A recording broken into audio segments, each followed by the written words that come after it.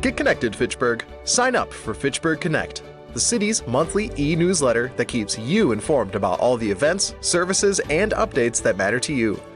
Get it in your inbox once a month. Sign up today to get Fitchburg Connect.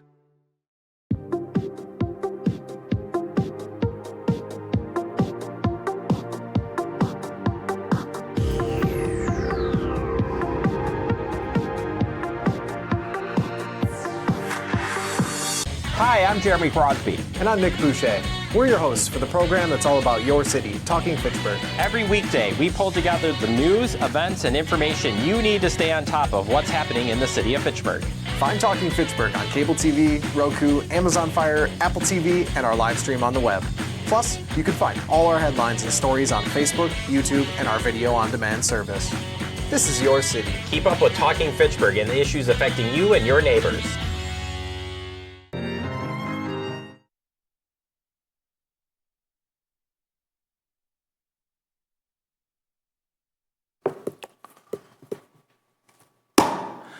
Good morning. I call to order the June 8th, 2026 meeting of the Fitchburg's Board of Review.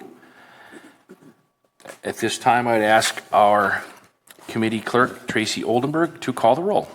Thank you, Chair. Sean Paff, Chairman. Present. Richard Bloomquist. Present. Elton Krim Jr. is absent. Carol Poole. Here. Sharifa Toon is absent. Amanda Canessa. Present. Andrew Slager. Here. Mark Fairchild. Present. You do have a quorum. Thank you, Madam Clerk, and I assume this meeting was posted in accordance with state law and what we do at the city? That is correct. Thank you very much. At this time, I'd ask the committee members to look at item 3A, approval of minutes from our May 18th meeting, quite lengthy minutes. Thank you to the city clerk for putting those together, and I'd take a motion to approve the minutes, and then we can discuss once we move approval of the minutes. Second by Poole. Bloomquist motion, second by Poole. Any discussions on the May 18th meeting? Just take a second to go through them. Go ahead, Mark. Something I caught, and I'm trying to remember what it was. Excellent. Take your time, Mark. This is important because, as our next guest knows, they go through our minutes to make sure we're doing everything we need to do and it's reported accurately. So take your time. If you guys have anything on here.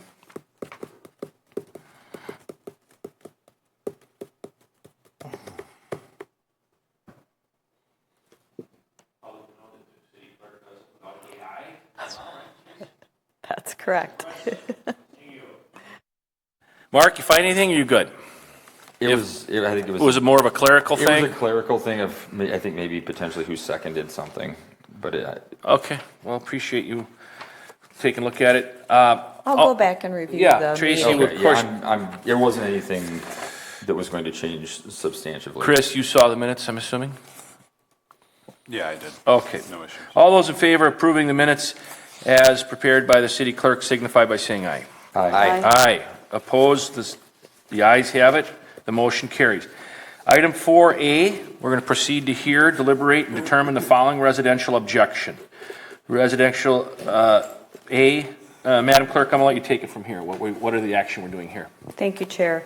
So this property owner had sent out an email in writing, which is in your packets, that he is withdrawing the objection, and that email was sent out on June 1st.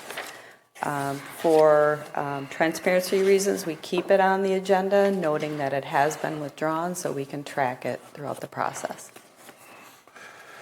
Do we need an official action to remove it, or is it done now? Nope, it's done. No official action is needed. It's been withdrawn. Thank you. So the record will state that. I just want the public to know that the committee, I applaud you for making extra efforts to give this gentleman the opportunity, and he so choose, which is his right, not to appear in front of us.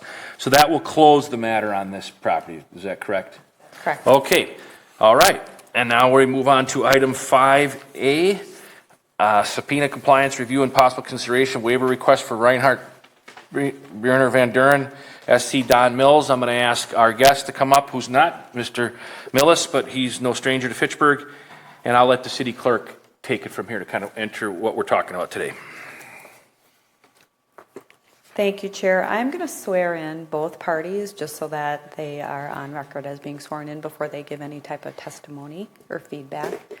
I'll have you raise your right hand. Do you solemnly swear or affirm that the testimony which you shall give in this matter now on hearing shall be the truth, the whole truth, and nothing but the truth? Do. And can you state your name and address for the record, please? Sean Lovell, 22 East Mifflin, Madison, Wisconsin. Thank you. Same. Do you solemnly swear or affirm that the testimony you shall give in this matter, which is now on hearing, shall be the truth, the whole truth, and nothing but the truth? I do. Chris Leeds, City Assessor. Thank you. Okay, all right. Okay, so at this time, we are going to compliance review for the following properties. Tracy, do we want to read them into the record, or how do you want this to proceed? Richard, question. Thank you. Mr. Chair, I'm going to recuse myself from any of the votes Okay. on this one. We use Reinhardt when we do real estate transactions, both here and out of state. So I would feel more comfortable not participating in this debate. And Madam Clerk, could the record reflect if there's multiple votes that Mr. Bloomquist abstained on item 5A? Is that how you do that? Kind of at all? That's correct, yes. Okay. Thank you. Richard, you're welcome to stay for the testimony, or if you want to depart, it's totally up to you. We do have a quorum if he were to depart, correct? That's correct. Okay. We do. So it's totally up to you, Richard. Okay, Tracy, at this time, we're going to let you kind of let us walk us through the process here. Thank you. Thank you, Chair. So before you, you have subpoena, compliance review, and possible consideration of waiver requests for the following properties. I will read those properties into record for going over the subpoena compliance review, and then we'll turn it over to Chris so that he can kind of report on what has been complied with and what hasn't, if any. So for the record, we have Osprey Apartments, LLC, parcel 0609-114-4282-2. Prima Vista, LLC, parcel 0609-114-3708-2. Riva West, parcel number 0609-114-2484-2. Riva West, parcel 0609-114-3532-2. Riva West, parcel 0609-114-3543-2. Turnveyor Apartments, LLC, parcel 0609-152-4264-2. Vista Apartments, LLC, parcel 0609-114-2716-2. Hatchery Hill 3, LLC, parcel 0609-033-4226-1. Hatchery Hill 3, LLC, parcel 0609-033-4191-3. Valley View LLC, parcel 0609-031-5718-2. Franklin Square Condos LLC, parcel 0609-031-2273-0. Franklin Square Condos LLC, parcel 0609-031-2086-7. Hy-Vee Inc., parcel 0609-072-0015-2484-2, and these are all represented by Reinhardt, Browner, Van Associates, Don Millis, and we also do have Sean Lovell available too to speak on it. So if Chris... Last piece that you just said, all of these parcels that you just read in the record are represented by one firm who's being represented today by Mr. Lovell. That's why we're doing them all at once, so to speak. That's correct. All right, thank you. Chris, turn it over to you. Kind of let us know what's Sure. going on, then we'll let obviously the gentleman speak as well. Yeah, one quick note. Hy-Vee's on the agenda. Hy-Vee's parcel number has a couple of extra numbers on there. So the correct parcel number is 0609-072-0015-2. Looks like there's a 2484 in there that Okay. Thank needs you. to be axed out. Yep. Everybody No follow what problem. just happened there? Yeah, 2484 should be taken off of that. No problem. But yeah, as for the subpoenas, so you'll recall on our meeting, which was, when was that? May 18th, 16th, Was that something when like it that. was? Yeah, May 18th. The board, or no, sorry, it was May 14th. That was the meeting where the subpoenas were approved. They were mailed out to Reinhardt, I believe it was that day, if not the following day, with the due date for all the information back on the 29th. We received all the information necessary pursuant to those subpoenas. I reviewed it, and I don't believe that there's any cause to change any of the assessments, but there was sufficient compliance with all the subpoenas that we've read into record here, at least from my viewpoint. And to that end, for all of those appeals, there was also waiver requests submitted with each of those, and at this point, we would be in agreement that a waiver is appropriate. Okay, question for you. Thank you for that. Yep. I'm going to get to you in a second, I promise, Sean. Process question here, Chris, for the city. Our city attorney / your attorney in this, Amy, Yeah. is that her name? Mm-hmm. Who is she for the record again? So Amy Seibel represents the city in all of our tax assessment cases. They tend to be very complex and work intensive, and so Amy Seibel, who is our, like I said, our outside contracted legal counsel, assists with that. She works with Valerie, our city attorney, to kind of handle. So she's been looped into waiver requests. She knows exactly what's up to speed, and her professional recommendation is the same as yours? Correct, yep. Okay. Anybody have questions on that, how that process works? So the outside counsel that we employ for Chris's job, different than the city attorney, who of course is part of this, but the assessing piece, she's in agreement for a waiver request. A waiver request means what, Chris, for the public to know? Sure. So the assessor can request a waiver, the objector can request a waiver, the board can request a waiver. What that means is you can waive something through the Board of Review to circuit court and kind of bypass the Board of Review. Often happens with commercial properties. In this case, every one of these parcels is currently pending in circuit court or has open cases in circuit court. And so the assumption is that they may end up there anyway. And so both parties, in this case, us, the assessor's office and the objector, have requested a waiver to circuit court. So further up question, and I'll get to the rest of the group here. All of these properties that were read into the record by our city clerk are all pending in circuit court now. Correct. We, Osprey, Prima Vista, Riva West, Turnberry, and Vista are in, they have multiple filings, I believe, starting back to 2022. There was a court trial just over a year ago that took place, and we're kind of awaiting a decision at this point. Subsequently, those properties have also filed for 2024, 2025. And then, let's see here, Hatchery Hill, Valley View, and Franklin Square condominiums, I believe were 2022 or 2023 through present. And then Hy-Vee, I believe, filed in 2024 and then 2025. So multiple years for each. So Chris, your professional recommendation of pending waivers to whatever, waive them, so to speak, is nothing new, but what was the reason for that? What is the reason for you doing that? Well, so the property owner, or sorry, the objector requested waivers. I'm not exactly sure why, but this is very typical, I guess. Okay. I would say. It happens often where. Yeah, I just want a little 101 here. Commercial properties typically, especially if they're already in circuit court, will often request just to be waived through to circuit court. So your recommendation before I go to Sean is waive all of these to circuit court? Yeah, they submitted a waiver request with each of these with their objection, and our position is that we would agree that they should be waived. Okay, I got a couple further up questions after we're done. Mr. Lovell, by all means, go ahead. I don't have much further, sir, other than just to renew our request for waivers for these parcels. And this is just too far down along the process, and they're just keeping this going, and this is kind of how the process has worked, and just they're in circuit court, and just.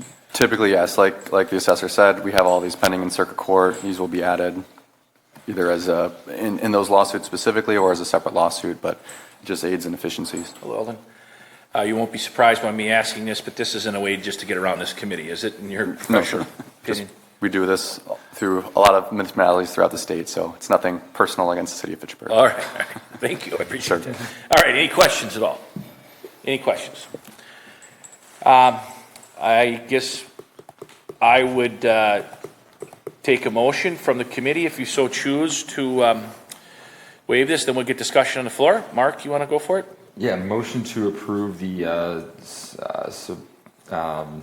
Waiver request. Waiver requests for, as mentioned, as noted here in item 5A, represented by Reinhardt Borner Van Duren, SC Don Millis. Would you like me to read? No, I don't think we need to parcels read back them. in? Tracy's got them. You got the correction on the one I'll last just parcel. note that these are all of the business names and parcel numbers that the city clerk read in previously in this meeting. Motion by Fairchild, seconded by, Slegger, seconds. okay, discussion. Again, Sean kind of said the right thing to me at the end here. This is nothing against the city of Fitchburg. Of course, I want to make sure this committee with our process has the ability to do what it's allowed to do under state law, is to hear these cases. Certainly, Chris read off the chronological dates of those, so I've been a member of those committees when we've all agreed to waiver these things in 2022, 23, so I know this. So many of you have served in the past on this. My original questions back then, just when they first started, was I always want to make sure we get a quote unquote kick at the can here, but I don't want to slow down the process here at all. I guess my question, if you don't mind, group, I know we got on the table here. How long does something like this take, Chris and Sean in circuit court? I mean, I can speak specifically to Osprey, Prima Vista, Riva West, Turnberry, and Vista, because that's the one we've probably gone down the path the furthest with at this point. Just to take you through, so those properties first filed in 2022. So board of review for 2022, I believe, was in later in the year. I think it was August or somewhere in there. And we had gone through discovery, depositions, all the kind of everything leading up to the court trial, which took place for tax years 2022 and 2023, took place June 2nd through, I believe, June 6th, and then one additional day a year ago. 4 full years ago. Mm-hmm. So I'm sure in some cases they can be a little bit quicker. It just kind of depends on the specific case. But to give you a kind of an insight as to where we're at on this, we just recently filed post-trial briefs, and so I believe last week the final one was filed, and so now it's in the judge's hands for a decision, effectively. So they can take a long time. They don't always, but and sometimes these can get resolved prior to heading to trial. It just kind of depends. Sean, are all of these in Dane County Circuit Court? Yes, sir. Okay, so they're on the docket, so to speak. Yes, sir. Okay. Chris, question for you. As these are pending, how do you quote unquote true up the books here? What do you do to kind of close this book for the year if we act on waiving these? Is there any? What number goes in the book? What ends up, so whatever the value as it sits in the assessment roll currently is what gets finalized. Now, what happens then is if they go through and we find that the values end up getting lowered, that a decision gets made that our assessments were excessive, or whatever it might be, where something changes after the fact, the property owners get issued a tax refund. So, give me a second here. So, you say it's 20 million. He says it's 16. Mm-hmm. The current book would say 20 million if we close it today. So it goes with your number. Correct. City's number. Mm-hmm. He's obviously going to court to try to get it to 16. I'm just making this up, Sean. So if he loses, it stays at 20. If the judge comes back and says it's 18.5, mm-hmm.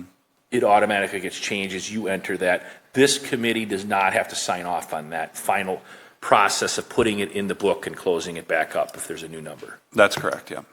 Everybody follow what I'm saying here? Just want to protect this committee in a good way. I'm trying to get 30 minutes out of my Zoom call here to keep this meeting going, Anyway, I'm teasing. Any other questions at all? I want to make sure Alden gets his money's worth, so to speak. Amanda, you're good? All right. All those in favor of compliance waiver request for the properties as listed in 5A, represented by Reinhardt Van Duren, as presented by the city clerk and explained by Chris Leitz and Sean Lovell, signify by saying aye. Aye. Opposed, same sign. Okay, they are moved on to the process. Item number 6, Madam Clerk, consider act and scheduling additional board of review date if needed. All of the business for this year's Board of Review has been conducted. You mean I don't have to worry about scheduling a come here the Friday afternoon before Labor Day? I'm just teasing, Chris. Okay. You do need to sign the waiver. I will request, do though. that as we leave. That is my job. Announcements. Chris, I have a question for you. Thank you, Sean. Good luck. See you soon. Or hopefully not. No offense. Announcements, Chris. So Tracy explained at the beginning of this process, this is an election year, just to handle staff, bandwidth, et cetera, all the stuff going on. Both either Tracy or Chris jump in here. This year, what type of assessment work did we do? We didn't do a, how does it work? Yeah, sure. So we did what's called a maintenance assessment role this year, which Maintenance is the key word, yep, right? Yep. So typically with that, I mean, it's kind of, the operative word is maintenance. You're really maintaining most of your assessments as they are, and making changes specific to physical changes if you add a deck or finish your basement or what have you, something like that, renovations. We don't really look broadly at the market and make large-scale changes. So to give, to put a number to it, in a maintenance assessment year this year, we sent out just over 1,600 notices. Next year, and what we did for the past 2 years, 2024 and 2025, was a revaluation where we really looked at the broader market, made changes to just about every property. I believe we sent out a little bit over 9,000 notices in those years, so pretty much everybody got a notice. What is your anticipation for 27, a non-big election year? We're anticipating doing a reval for the next revaluation for 2027. City. Yep. Okay. Okay. All right. Get your 2-week vacation in now, Alden. Are there any other announcements? Again, I want to thank all of you. This is not, Mark, go ahead. I found my, if I could make a friendly amendment to the draft minutes, it was that I was marked absent, and I was in fact here. That's fair. Unanimous consent, yes, we want to make sure the record states that. So again, thank you to the committee members, Tracy and Chris, and your team in your shop, Chris, for this.